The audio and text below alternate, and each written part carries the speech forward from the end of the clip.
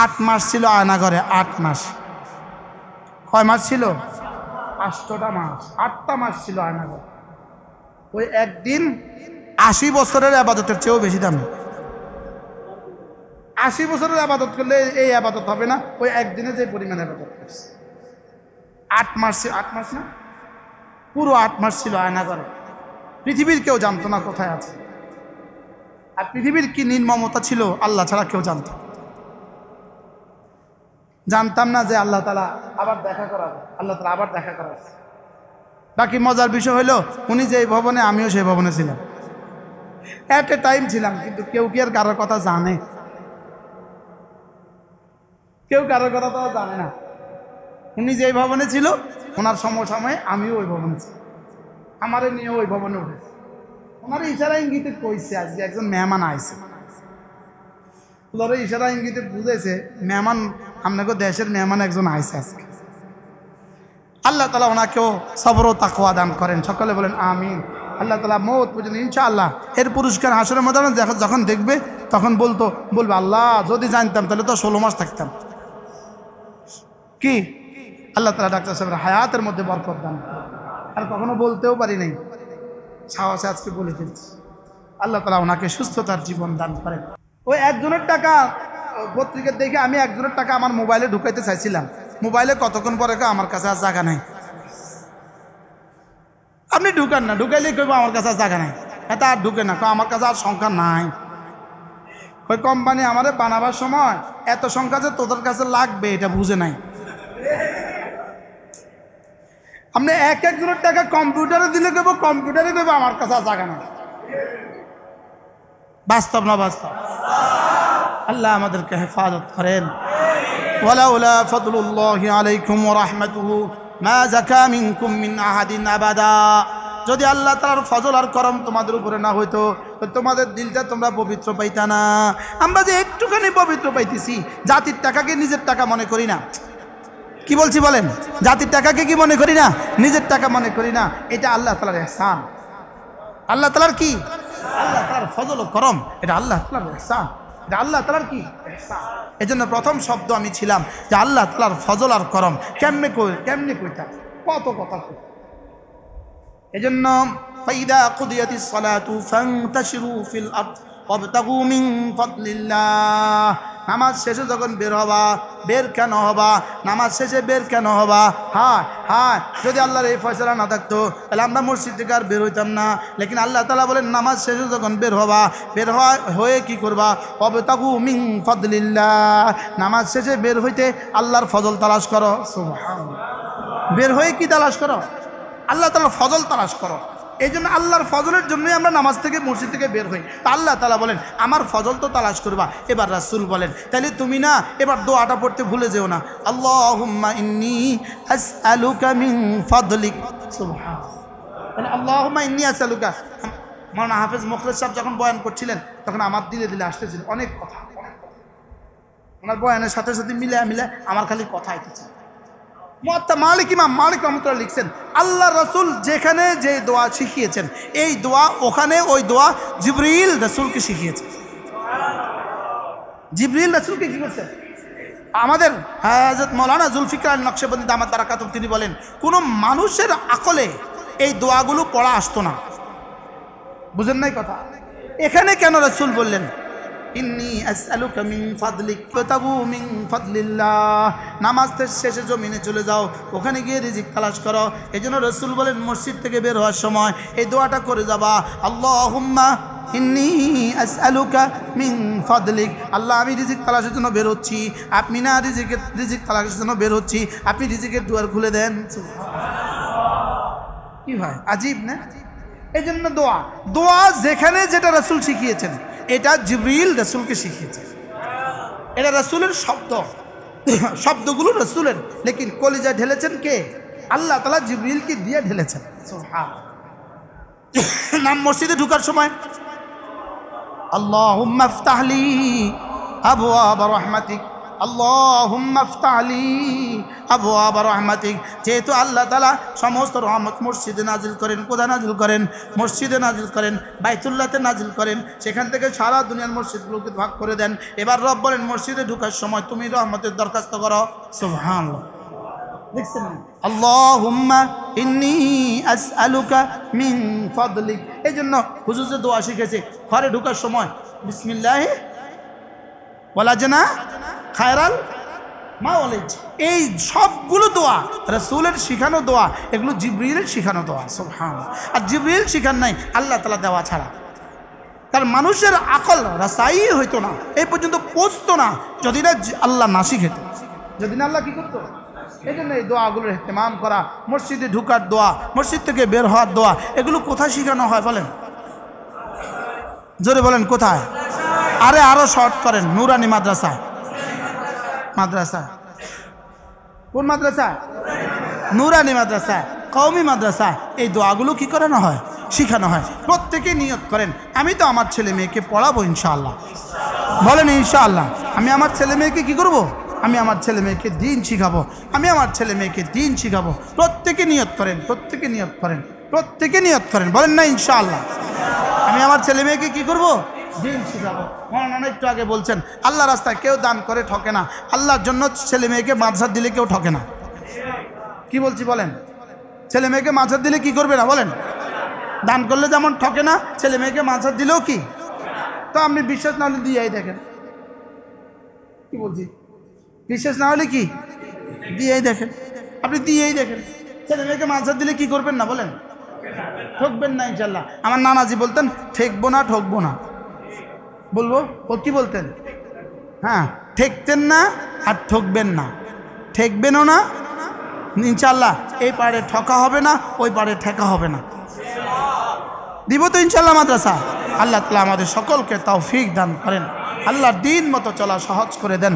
আল্লাহ তাআলা জিকিরের মতো একটা জিহ্বা দান করেন, ফিকিরের মতো একটা দিল দান করেন, কান্নার মতো দু চোখ দান করেন, আল্লাহ রাস্তায় খরচ করার মতো একটা মাল দান করেন। আলহামদুলিল্লাহ আমরা আমাদের এখানে লক্ষ্মীপুর তাজুল উলুম মাদ্রাসা, আলহামদুলিল্লাহ আমরা এখানে একটা মসজিদের পরিকল্পনা করেছি।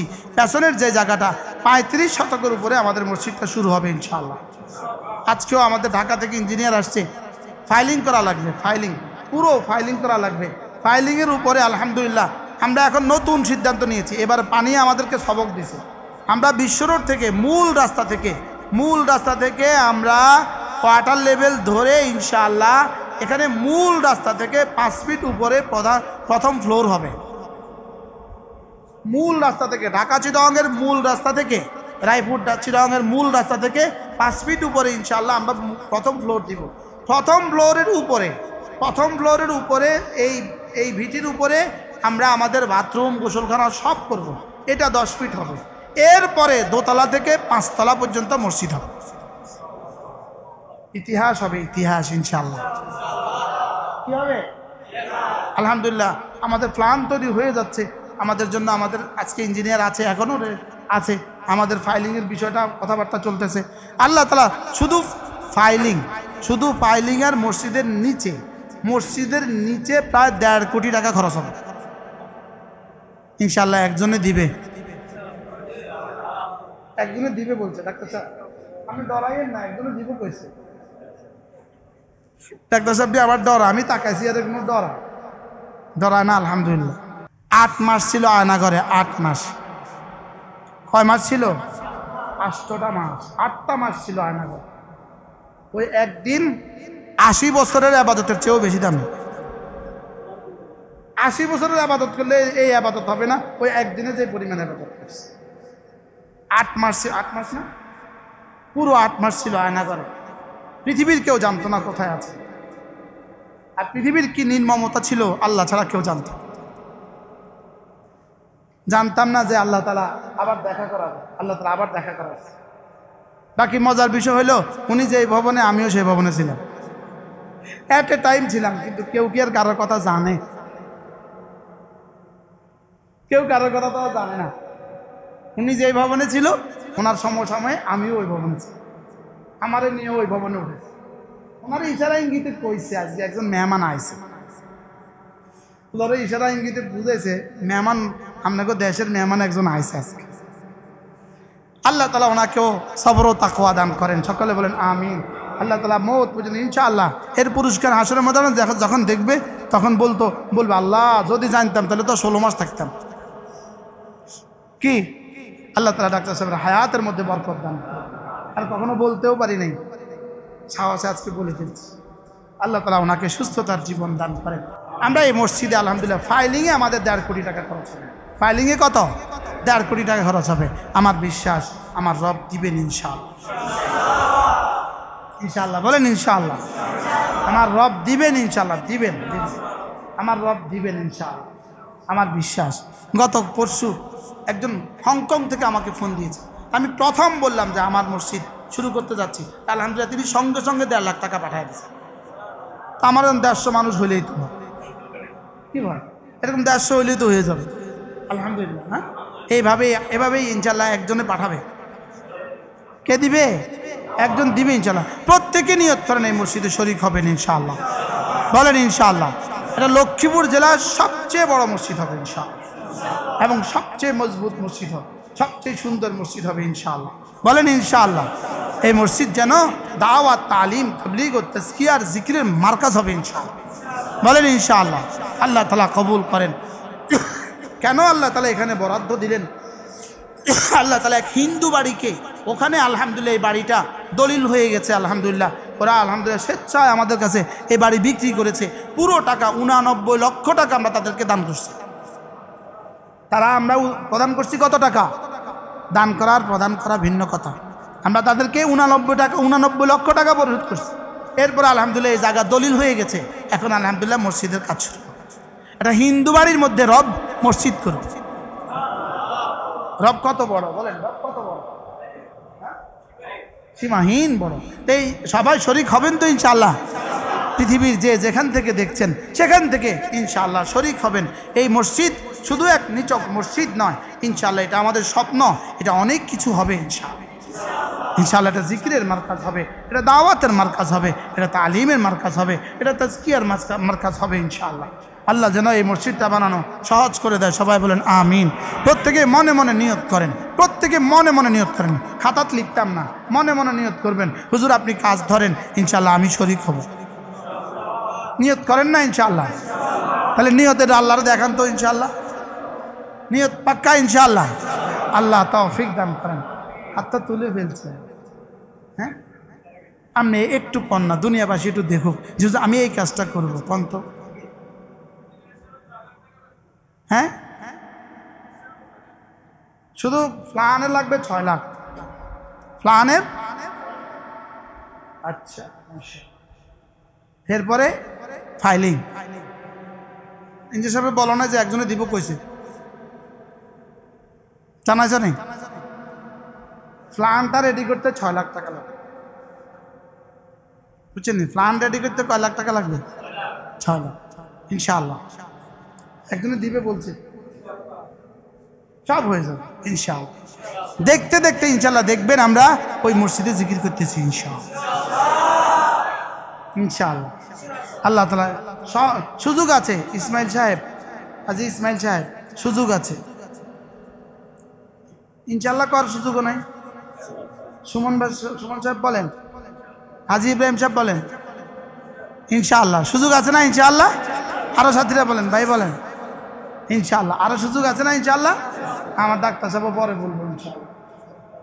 আমি ইনশাআল্লাহ পরে করবেন না, নগদ করবেন ইনশাআল্লাহ। এখন বলবে তো পরে। আসলে মূলত মানুষ কাজ শুরু করলেই টাকা দেয়। আমরা কাজ শুরু হবে ইনশাআল্লাহ। কাজ শুরু হওয়ার পরে চোখে দেখবেন ইনশাআল্লাহ। এরপরে নিজের সাধ্য মতো নিজে আল্লাহর জন্য রেখে দিবেন, নিজের জন্য নিজে আমানত রেখে দিবেন ইনশাআল্লাহ। আল্লাহ তাআলা যেন দোয়া করতে কোনো অসুবিধা আছে যে আল্লাহ এই মসজিদটার কাজ সম্পন্ন করে দাও।